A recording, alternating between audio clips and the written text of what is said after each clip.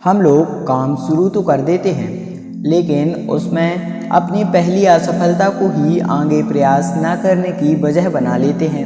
असफलताओं को भी जिंदगी का एक अहम हिस्सा मानकर चलना चाहिए। जब तक असफलताएं नहीं आएंगी तब तक कामयाबी में भी मज़ा नहीं आता है।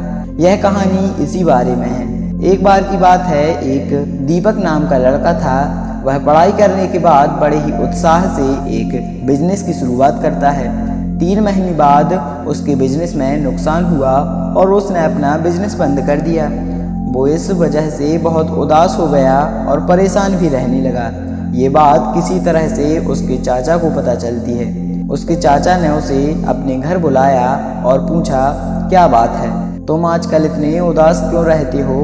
दीपक ने बताया, जैसा मैं चाहता था मुझे वैसा रिजल्ट अपने बिजनेस से देखने को नहीं मिला है, इसलिए मैंने बिजनेस भी बंद कर दिया है।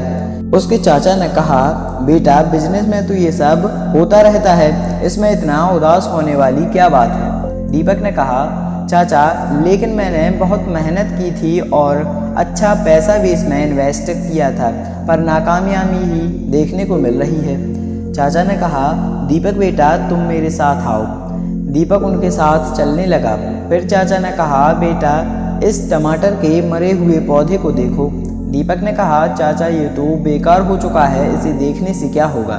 चाचा ने कहा, बेटा जब मैंने इसे बोया था तब मैंने हर वो चीज़ की थी जो इसके लिए सही है, सब उसके लिए मैंने किया था, जैसे कि पानी डालना, खाद देना, कीटनाशकों का प्रयोग करना, लेकिन फिर भी यह मृत हो गया।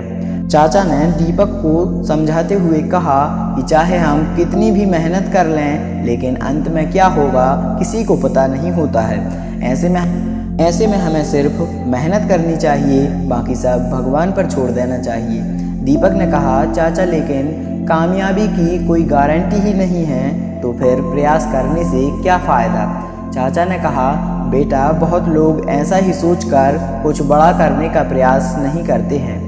तो चाहे परेशानियां कितनी भी क्यों ना आए, हारना नहीं है, मेहनत करते रहना है। आप कुछ समय तक फेल जरूर होगे, लेकिन एक समय ऐसा भी आएगा जब आपको बहुत बड़ी सफलता मिलेगी। इस कहानी से हमें यही सीख मिलती है कि ज़िंदगी में परेशानियां बहुत आती हैं। परेशानियों को सोच समझकर सुलझाने की कोशिश करें, ना कि उन परेशानियों से हार मानकर अपना शुरू किया हुआ काम हम पूरी तरीके से बंद कर दें। परेशानियां जीवन का एक अहम हिस्सा हैं। जिस प्रकार हम सफलता को अपने जीवन का एक अहम हिस्सा मानते हैं, उसी प्रकार हमें परेशानियों को भी अपने जीवन का अहम हिस्सा मानकर परेशानियों से सामना करना होगा।